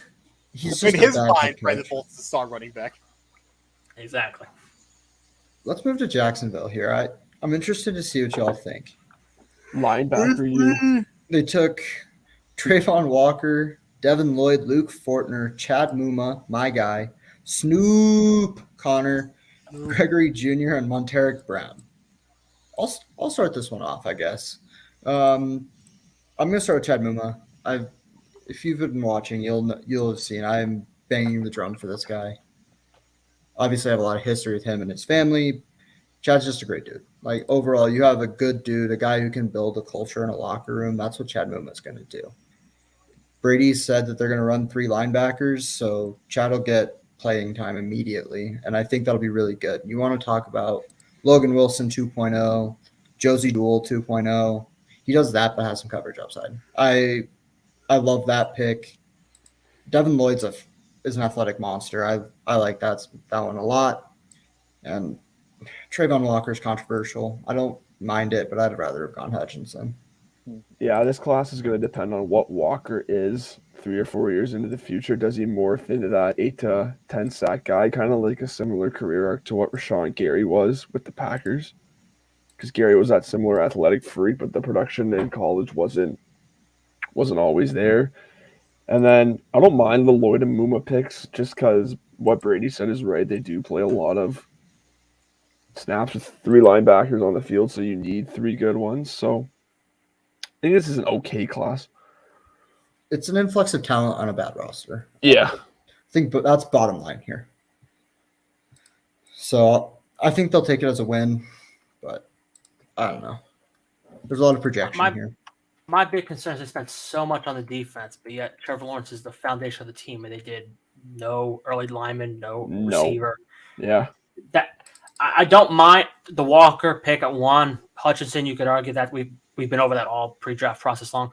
Lloyd, late first round, I don't hate it, but honestly, they should have jumped Baltimore for Linderbaum, or they should have gotten the mix for receiver at 33. But it bugs me that they spent so much on defense, and it's another year of Trevor Lawrence saying, okay, yeah, we signed Brandon Scherff free agency. He has injury history. We overpaid for Christian Kirk and Zay Jones. It's not a good combination. But they have my guy, Walker Little. They have my guy. and hopefully he's playing over Jawan Taylor this year. But the pass catchers, they signed a bunch of guys in free agency that nobody else was actively trying to pay for. And then they didn't do anything in a very loaded wide receiver draft class. 17 guys won the first 3 rounds, and they didn't pick a 1. That to me is the big concern. I like Kirk, but like for that much money. Yeah. Yeah, well, that's the problem. They spent all that money on him, and it's like he's objectively a good receiver, just like that high of a cap hit. Yeah, and it's what stopped them from then going on and doing more. If they got in Kirk and then gone out and also used the 33rd pick on to get Watson or whatever those receivers it was, that I feel a lot better about the direction they're going in. They're young, they're explosive, they're building together with Lawrence. But right now, you got Kirk, you got Chenault, you got Zay Jones, you got Marvin Jones. This is a hodgepodge of misfit toys and one upside guy in Kirk. So I don't love it. I just want to thank the Jaguars for trading up with the Eagles to take Snoop Connor, which they didn't have to trade up for, and then the Eagles end up using that pick on Cal Katera. So I'm happy with that. They've Snoop Connor. He can't be bad. It's actually a sneaky good pick for them because James Robinson's probably not going to be ready for the start of the year. So this gives them more of a hammer to fill that role until Robinson's 100%. So Etienne's not doing full 3-down work coming off the lens fracture. So it's not a bad pick, but I'm with you. I don't think they need to trade up to get him. He would have fallen right to them. Yep. Yeah. I'm interested to see where they go. Let's move to the Chiefs here. I liked this draft, to be honest, and I hate that I liked it. They went Trent McDuffie in the first, George Karlaftis at the back end of the first, Sky Moore, Brian Cook, Leo Chenal, Josh Williams, Darian Kennard, Jalen Watson, Isaiah Pacheco, and Najee Johnson. I'll start as the division rival fan. I hate that I like this draft. Leo Chenal is a steal. That was great. Yes. I think that's their best pick. Even with Karlaftis at 30, I think Chenal, where they got him, is a great value. So good on them for it. They addressed their needs for the most part. They got better in defense and especially in the secondary, which they needed. So, I mean, by and large, it's a good draft. It's still a good team. Well, their best pick was when they got Sky Moore in the second round. We were talking about him going 29 or 30th, and they get him after moving back a couple times. It's just, that was a home run pick. I mean, that right there and there makes him one of the top 10 best draft classes this year, in my opinion. By getting and that McDuffie Karlaftis pairing is nice. Yeah, they desperately needed a corner, and they did a great job making that trade with the Patriots to get up and get their guy. Yeah. Yeah, and that Kennard pick is sneaky good, too, in the 5th. Like Kennard a lot. That's a steal, too. I think he should have been picked a lot earlier than that. I hate that I like this draft. Legitimately. Me too. Let's move ahead to the next division rival team, the Chargers. They took Zion Johnson, JT Woods, Isaiah Spiller, Otito Ogbania, Jamari Salier, Jasir Taylor, Dean Leonard, and Xander Horvath. Let's start with Salier here. That's a hell of a value pick. I'm just gonna say Carson Strong signed with the Eagles. Oh my God, did he really? I'm just glad that Howie didn't draft him because I thought he was going to do it. Well, there's your day one starter until he inevitably ends his career with one hit to his knee, and then it's back to Jalen Hurts. But yeah, man, I mean, this Chargers draft is interesting, I guess. The Salier pick is really good. They addressed offensive guard, which they needed to. But other than that, like they didn't do a whole lot that I loved, to be honest. This was not a great. They picked some good players, but they didn't fill needs. I mean, come on, they got a fullback. Yeah, like, No, do not see the value. Besides Johnson and Woods, it's a lot of meh. Yeah. Although Isaiah Spiller's nice too. Spiller and Eckler is going to be an interesting pairing. Yeah, they needed depth behind Eckler. For sure. But I don't know. They didn't do it for me. I didn't love this draft from them. They had some good players, and some decent value, but they didn't fill what they needed to fill to get better. The Spiller pick is interesting. They've been trying to fill that power bigger back behind Eckler for the last couple of years with Josh Jackson and then Roundtree and Joshua Kelly. He's clearly going to be the best of the bunch and even kind of Eckler's work a little bit as the lead guy. Zion is a good pick because they'll move Matt Filer out to right tackle where he played in Pittsburgh instead of at left guard. So, yeah, it's not a home run draft class. It's probably, clearly behind Kansas City and Denver's, but it's not a bad group overall. Don't forget also, they got back their 6th-round pick next year from Chicago for a pair of late 7th rounders. So, please. Exactly. Yeah, that's about all with them. I'm interested to see what happens with them this year. Herbert year 3, can he finally break through the wall and make a damn playoffs? Or is Staley going to sell again in week 18? Who knows? Oh. Let's move to the Rams, which is going to be interesting. Given off a Super Bowl win, they take Logan Bruss, Jacoby Durant, Kyron Williams, Quentin Lake, Darion Kendrick, Daniel Hardy, Russ Yeast, which is a great name, and AJ Arcuri. Let's start with Jack on this one. What do you think of the Rams draft? Well, every year they've gone all in on this. Why do we need draft picks philosophy? Like, what's the value of actually drafting guys? So we can just get guys like Von Miller, Jalen Ramsey, and all these guys. Even then, they find ways to just get guys at the 4th, 5th, and 6th rounds that contribute year after year after year. And they made some good moves. I don't know off the top of my head if they made a tackle pick, which was probably the biggest thing they needed to do. They took Arcuri in the 7th as a tackle, but other than that, no. Yeah, so I don't know what his upside or projection is, but I have no reason to believe that at least 1 or 2 of these guys won't be like a solid contributor for them, and they do it every year. I have to credit to Les Snead, who by all accounts is the best, probably either the best or second best GM in the league, given what he has to work with draft capital. He's gotten rid of those draft picks, so he has only himself to blame for that. Yeah, he's playing on hard mode. They won a Super Bowl out of it. You can't blame him. Sure. That's all I got to say about that. He validated himself. In fact, I like the Kyron Williams pick. I think that was, even with Cam Akers, that was kind of a sneaky need for them, like depth-wise. So I like that pick a lot, honestly. I think that's their best pick. Yeah, just the value alone. Like, Mm-hmm. I thought he was. To me, he was like top 5 running back on my board. So.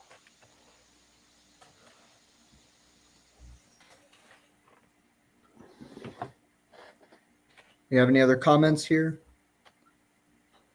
No, it's a good, solid overall draft class. Yep. Yeah. Wolf. All right, let's move to the Raiders. They took Dylan Parham in the third round. That was their first pick. They had Zamir White, Neil Farrell, Matthew Butler, Thayer Munford, and Britton Brown. We should mention that their first 2 picks went to Green Bay for Devontae Adams. Yes. Yeah, this is one that I don't like at all. I don't love this Main- draft at all. No. Parham was a solid pick, but then they spent 2 picks on running backs after they've already have Josh Jacobs, Kenyon Drake, who they signed last year. Jacobs And is going to be a Brandon free agent Bolden. after this year, though. Right. It's those Kenyon Drake, but still, they have those guys now. They brought in star Brandon Bolden. They signed Amir Abdullah, I believe. Do they still have Jalen Richard? I mean, it's like, how many damn running backs do they need? Are they going to just run, all running backs in the backfield and say Devontae Adams hold a cup of coffee in the sideline? I don't get this at all. They spent 2 picks on the offensive line, one of which came, in the late 7th round. They did so well getting Devontae Adams. If you take that out of the equation, this honestly gets an F for me. It's just awful. Also, All right. this is the AFC West is a passing division. The Broncos have the best running game in that division, and every other team's just saying pretty much F the run game. Let's just throw. And now the Raiders are trying to put this facade up that they're going to try and run the ball, but No, I just don't see no, it. they're going to run the ball. It's just going to be at the worst absolute. It's just time. not going to go well. They're not going to run the ball well. They're going to run the ball. It's just going to be on 3rd and 5, 3rd and 6. And it's Patriots signing De'Aaron King as the DFA. So 3 quarterbacks for New England. Wait, who did they sign? De'Aaron King from Miami. Oh, damn. Ooh. So how long until he's playing wide receiver returning punts? I was going to get to that, actually. I would not hate that, actually.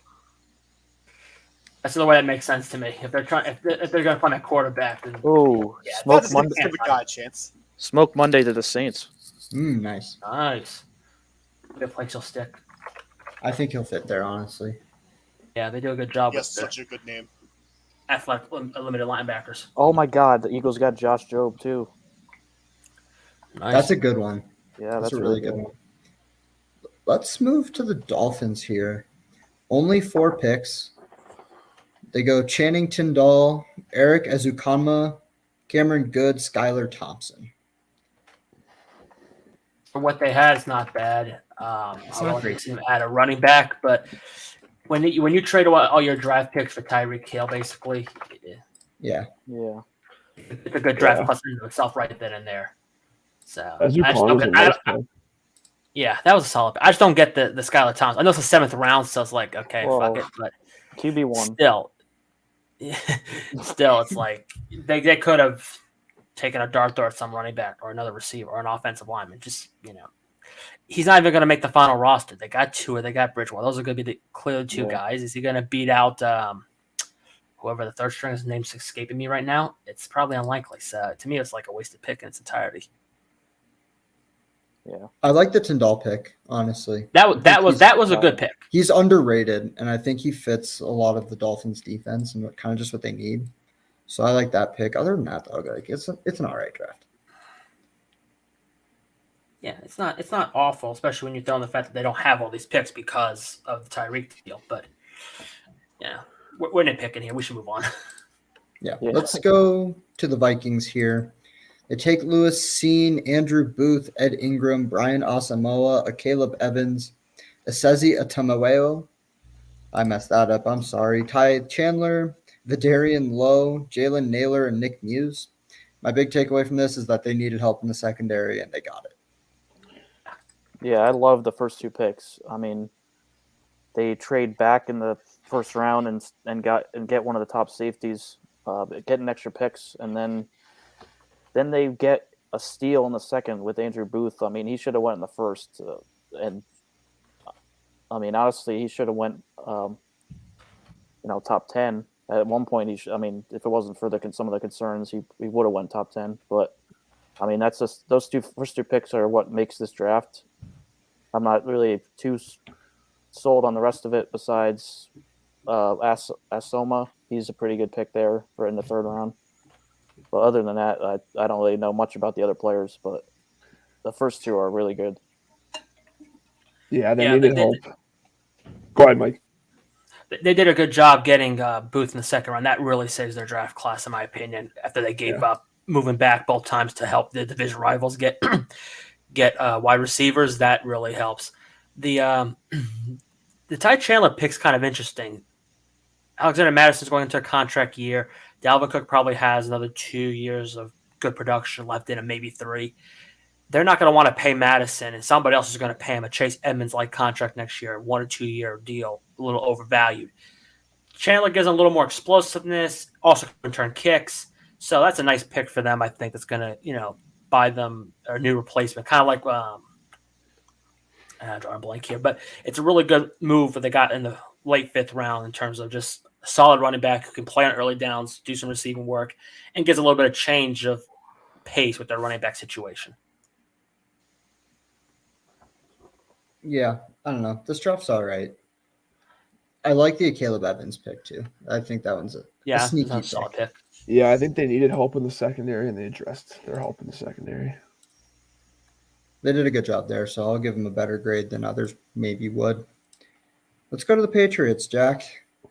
They started a little weird with Cole Strange, then Tyquan Thornton, Marcus Jones, Jack Jones, Pierre Strong, Bailey Zappi, Kevin Harris, Sam Roberts, Chasen Hines, and Andrew Stuber.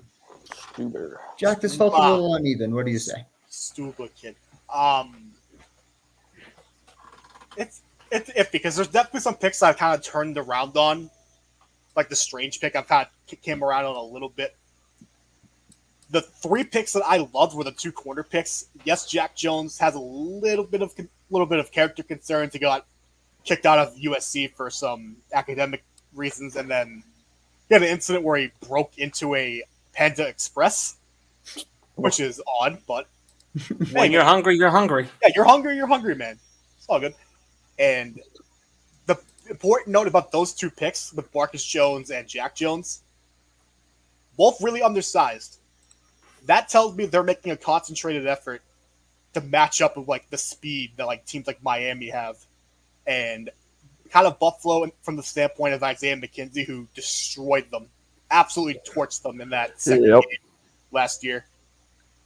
And I mean, Patriots fans have been talking about they want speed and youth on both sides of the ball at the skill positions. Well, you got your wish. You may not like the exact picks they made, but they did exactly what you wanted them to do. This felt a little uneven. I think Tyquan Thornton's actually a really good pick for him. So do I. They need receiver help. I think he might have been overdrafted a little bit, but overall, I like Thornton a lot, and I think that's a good pick for this team in this draft. Apparently, the word is the reason they traded up to get him is that Pittsburgh was going to draft him and not George Pickens. I don't know how true that is. I have nothing concrete to back that up, but I've seen that a little bit on Twitter that is why they traded up 4 spots to get him. I will say I like how he's not typically what the Patriots look for in a receiver. Kind of look for something a little different than your typical really good like shifty guy who's not really fast. Like they need a guy who can really like stretch a defense. And I know that's a phrase that Patriots fans have come to despise, but it's true. Like you can't just have guys that are objectively good like Jacoby Myers and Kendrick Bourne who just don't really threaten to take the top off of defense at any time. Tyquan Thornton can do that. He has legit high 4.2 speed and could take it to the house on any play. So he's not quick, but he's fast. He's a long striding guy. Yeah, exactly. That's why his 3-cone sucks, but he's fast as shit. Exactly. They won't. Maybe his route tree is a little better than what the 3-cone says. Like it's better route runner than what the 3-cone could suggest. But I've kind of come around on that pick. Marcus Jones is 100% my favorite pick they made. He can play corner. He was the best return man in college football. They even used him as a receiver in some spots. So, and everyone knows that the Patriots like themselves some versatile guys, and he fits that bill 100%. All right. Let's go a little rapid fire here through these next few teams. The Saints had a small draft class: Olave, Penning, Alontae Taylor, DeMarco Jackson, and Jordan Jackson. I think the name of this draft is Olave. Yeah. Yeah, it's definitely Olave. You know, after the first round, they kind of made a lot of interesting picks, but again, only having 5 really limits them what they're going to do. And the thing is, they only have 5, and now we're going to see what it's going to cost them next year. How high is their first round pick going to be now that Philly owns it? If this ends up being a top 10 pick, this was a bad decision. It probably will be. All right, let's go to the Giants here. They had a pretty big draft. Kayvon Thibodeau and Evan Neal. I think that's pretty much all we need to talk about. But Wandale Robinson, Joshua Azudu, Cordell Flott, Daniel Bellinger, Dane Belton, Micah McFadden, DJ Davidson, and McKeithen, Darian Beavers. I think we only need to focus on the first 2 and say that this is a slam dunk. Yeah, a lot to like in this class. Yeah, as you know, as the division rival fan, I hate that it's so good. The first 2 especially. Getting Thibodeau fall into 5 is criminal. Yeah, and Neal to 7. That's just unreal. Yeah. And then Wandale Robinson's your Cole Beasley, your Isaiah McKenzie for Brian Dable. And then getting Bellinger in the 4th. Class. All right, let's move to the Jets here. I think this was interesting. They took Sauce Gardner, Garrett Wilson, Jermaine Johnson, Breece Hall, Jeremy Ruckert, Max Mitchell, and Michael Clemens. I think the first 2 picks are really solid. I hate everything that they did because it was mainly good. For sure. The first 4 picks are really solid. Very unjet-like. And it's heartbreaking to see. Yeah, really good. All right, then let's go, Alex. Alex, your Eagles up here. Jordan Davis, Cameron Jurgens, Nakobe Dean, Kyron Johnson, Grant Calcaterra. I thought this was overall good. Yeah, really good for me. Like I said earlier, just trading up for Davis. They were thinking of trading up for a receiver, but then getting Davis, and then obviously we getting AJ Brown, that kind of made the whole draft. Getting those first 2 players, and then getting Jurgens, getting Kelsey's replacement, Jason Kelsey's replacement, which Kelsey actually went out and scouted himself, and he's the one who said that he wants them to draft this guy as his replacement. So that's definitely says something there, how good of a pick that is. And at the time when I first saw that they drafted this guy, I wasn't sold on it because I was like, Nakobe Dean's sitting right there. What the hell are you doing? But then, what do you know? Dean falls to the 3rd round at pick 51, and they still get him. And I think the whole issues with his medicals is just being overblown, and I don't think there's going to be an issue with him, and he's going to be a beast for this defense. And I think, they didn't draft anybody in the secondary, but they did end up getting some guys. They signed Josh Jobe as an undrafted free agent. Then they signed Mario Goodrick, so that both of them can definitely compete for a roster spot and maybe potentially start. I don't know if they're going to be starting, but I think they're definitely going to give depth for that with the secondary.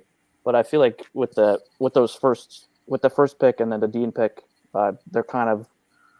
I feel like they're going with the philosophy, just go after the quarterback and not even worry about the secondary. If you get to the quarterback, literally sack the guy every play or get in his face every play, like you don't even have to worry about anybody throwing on you. True. So yeah, those picks make the draft and the trade for Brown. Any other thoughts? I think Alex summed it up pretty well. I thought Summed it up pretty well. Yeah, that was well done. Just great draft overall. Getting Dean in the 3rd round is crazy, and then getting AJ Brown for what they did is. Yeah. Other than Baltimore, you could argue they had the best draft as a whole if you include AJ Brown. Absolutely. Especially getting AJ Brown after Hollywood Brown for a better price. Oh, absolutely. Correct. Yeah. Let's go to Pittsburgh here. I think this was, especially their first 3 was pretty solid. They went Kenny Pickett, George Pickens, DeMarvin Leal, Calvin Austin, Connor Hayward, Mark Robinson, and Chris Oladokun. Let's just start at the top. They got Pickett. They got their guy. He's more pro ready. I think he has a shot to beat out Mitch Trubisky. Cover your ears, Brandon. And then they got Pickens. They got help at receiver. So I think that's a good draft for them. The only thing I would The only thing I would knock against is they didn't address the offensive line until True. now the UDFA they didn't draft a single one. I don't like Calvin Austin in the 4th round after he took Pickens. The first 3 picks I'm totally on board with. But at that point, I felt like they should have drafted an offensive lineman instead of doubling down on a receiver. They have Claypool and they have Deontay. Now they get Pickens to replace Juju. They have their set 3 again. I don't understand why adding Austin. He's also kind of a similar player to Ray McLeod. So we're nitpicking. It's overall a good draft class, just not perfect. Yeah. Yeah, I agree. I like the Leo pick a lot, though. That's So do I. Yeah, me too. Yep. All right, let's go to the Seahawks here. They got a bunch of picks from Russell Wilson. They got Charles Cross, Boy Mafe, Ken Walker, Abraham Lucas, Kobe Bryant, Tariq Woolen, Tyreek Smith, Bo Melton, and Derek Young. Honestly, I think it's their middle picks here. Lucas, Bryant, and Woolen. I think those are their best 3. Yeah, those are their best value picks. Overall, the draft class is really good. Getting Cross at 9 was a solid pick. Mefe in the 2nd round. Walker was a little bit of a surprise, but if Carson is not going to be able to play again, or they just move on, that's not a bad pick. Give Drew Lock a solid, consistent running game. Lucas, Bryant, and Woolen, like you said, the solid point of this draft class. Right tackle for the next several years. Bryant and Woolen are both potential starters long term for them. Overall, good draft class. Yeah, they finally get 2 bookend tackles after Russell Wilson's gone. So Seahawks. Yeah. That was the most I know. Seahawks thing to happen. I would have respected this move more if they just did it out of spite. I think it was out of spite. Especially Cross at 9 with the pick they got from that trade. That was a spite. Oh, yeah. Wilson was somewhere just probably clapping at that pick. It's in his living room. I'm like, it's perfect. Perfect. Well, let's move on to San Francisco. Drake Jackson, Tyrion Davis-Price, Danny Gray, Spencer Burford, Samuel Womack, Nick Zakelj, I don't know, Kalia Davis, Tariq Castro Fields, and Brock Purdy. I don't know. I don't get this class at all. Yeah, I don't This is either. like I mean, a Jackson was solid, and then after that, it was just like straight downhill for me. He's Yep. taking a running back none of us have heard of in the 3rd round. I mean, this is, Elijah Mitchell was a great runner last year. Troy Summer was a 3rd round pick, and you just decided to throw another running back into that shit show. And then taking Purdy. I know it's Mr. Irrelevant, but what are you gaining out of this? You can't even get rid of Garoppolo as it is. It's just a weird class. Yeah, I have no This- idea. Yeah. I think this has to go down. That has to go down as one of my least favorite ones. Oh, yeah. Yeah, totally. It's just Let's go to Tampa Bay. Logan Hall, Luke Godecki, Rashad White, Cade Otton, Jake Camarda, Zion McCollum, Ko Kieft, and Andre Anthony. They took a punter and a phenomenal name in Ko Kieft. But that alone, I'm in on this draft. Yeah, it's solid draft. They got the biggest needs filled at defensive tackle, the 3 tech with Hall. Took care of the offensive line in the 2nd round. Rashad White's going to be their upgrade version of the 3rd down back, whether it replaces Giovanni Bernard or just cuts in the Leonard Fournette's workload. Kate Ott at the top of the 4th round to start the draft is a nice piece for them. Gronk will probably end up playing this year, but if he doesn't, he gives them some depth behind Cameron Brate and eventually a potential starter once Gronk does move on for good and Brate as well. So all in all, not a flashy draft class. When you have a lot of big needs, you don't have to be flashy, but overall really solid in my opinion. Yeah, I like it a lot. All right, let's go to the Titans. We're down to 2 teams left. They trade A.J. Brown to the Eagles and immediately draft his replacement, Traylon Burks.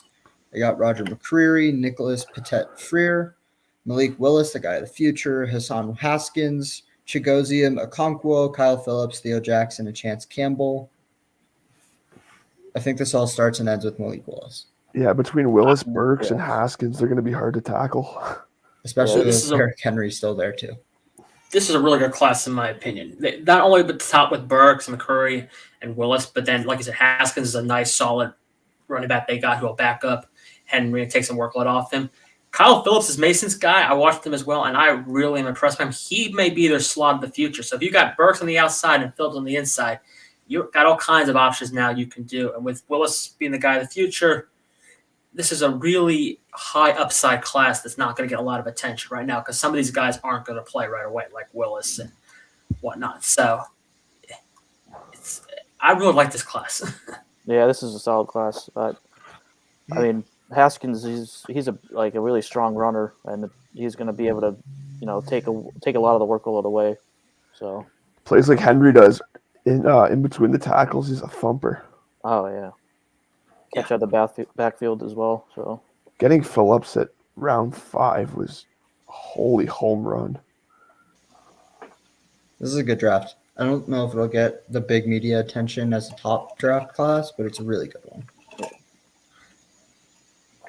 Let's go to the Commanders. Maybe they should have been kept as the football team. We don't know. Red Wolves. The Wolves Yeah, also, I like Red that. tails, red tails, red coats. Red wolves. Jack hates the name. But let's look at their class. Mike, I know you're a little up and down on it. Jahan Red Dotson, Fedarian Mathis, Brian Robinson, Percy Butler, Sam Howell, Cole Turner, Chris Paul, and Christian Holmes. So I just did the recap. It just went up on the website. Let me give you the highlights and the lowlights. I don't mind Dotson at 16. Moving back was a clear priority for this team to add those middle round picks. They felt the draft was in the middle part of the rounds 3 through 5. And by doing that and then trading it with Carolina later on, they managed to get a numerous amount of picks in that range. When they had 1 before, they ended up walking away with 5 or 4. So good job on that part. I know it meant passing up on Olave and Hamilton, but I get the sense Hamilton was never really in the picture for them, that they were adamant it was going to be a receiver in round 1. So while the media and the fan base really wanted Hamilton or Olave, Dotson to me is only a slight downgrade. So it's a good move there. Mathis is going to be their first defensive tackle off the bench, their rotation guy this year. You got some thinking Deron Payne won't sign a long-term contract. There's bad blood between him and the front office. I don't know if that's true or not, but either which way, this gives them the insurance policy if he walks next year. Robinson, I don't mind the pick. I get we need to add a running back, but I also thought he would have been their pick 113. So with all the other guys who were there, they could have grabbed corners, David Bell, Najee Sanders, Kobe Bryant. It all would have been, I think, a better pick who could have provided more value immediately than Robinson. Sam Howell is the one that drives me nuts. It's a good value in and of itself. Getting a guy who was supposed to be a second-round pick a couple days ago in the 5th round is phenomenal. And Howell is, I think, a very solid prospect. I don't think he's great. He may not even be a starter, but he's not a bum. But I don't like wasting a draft pick on a quarterback when they have a guy who they view as a solid backup in Heineke. They just traded for Carson Wentz. To me, this is saying we're going to have to keep 3 quarterbacks on the roster now, and it's just fuel for when Wentz throws an interception. It may not be his fault. It may not go off the receiver's hands. You're going to hear the fans chant, "We want Hal." Yeah. And for a guy who's already had himself benched and criticized repeatedly, I don't like throwing more underconfidence at him. And then my favorite pick in the draft is Turner. He's going to come in. Logan Thomas may or may not be ready to start the year coming off torn ACL. They lost Ricky Seals-Jones in free agency to New York. John Bates is solid, but he doesn't give you a lot in the passing game. Turner's going to play that move tight end role. He's going to line up out wide against corners in the slot. It's going to be a nice mismatch piece, especially when they get down the red zone, which is where Washington lacks the big body, go-get-it type receivers. All their guys are 6 foot, not big, fade type receivers. So that's where Turner's going to play a big role. And then getting Chris Paul in the 7th round, many thought he was a mid-round pick. He might come in and challenge for a starting spot as a rookie. Anyone else got opinions? I think that sums it up perfect. It was an up and down draft, I thought, but there's some good value picks in there, so I think I agree. Yeah, it's like I would give it a B. Yeah. That's solid. Yeah. Also, the Colts has got the quarterback of the future. Mm-hmm. You ready for this one? Jack Cohn, baby. The hero's coming. All right, I think that's the note to end on. That will wrap it up. That is our draft coverage for 2022. Appreciate anyone who watches. Give us opinions if you want. Jump into our mentions. We're happy to get yelled at and yell back, especially Mike. Mike, we have I'll just our kick you out of the monster chat if you do it too much. But anyway, that'll wrap it up. And on a high note, let's just end with this one last time.